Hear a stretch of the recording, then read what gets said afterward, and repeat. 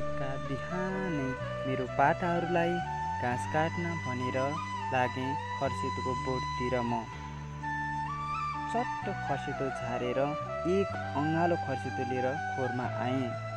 त्यसपछि मेरो पाठाहरूलाई मैले खर्सेतो जुन्याइदिएँ। उसलाई भने बिहान बिहान भोक लाग्ने, चट्ट खाजा बनाएर खान पर्यो भनेर आगो सागो फुकी कराई पनि बसालेँ र आधी जम्बु जति पानी हालिदिएँ। यसो गरे हेरेको पानी पनि उम्लिसकेको रहेछ। अनि चाउचाउ फुटाएर चाउचाउ पनि त्यसमा हालिदिएँ। चाउचाउ पनि पाकेछ।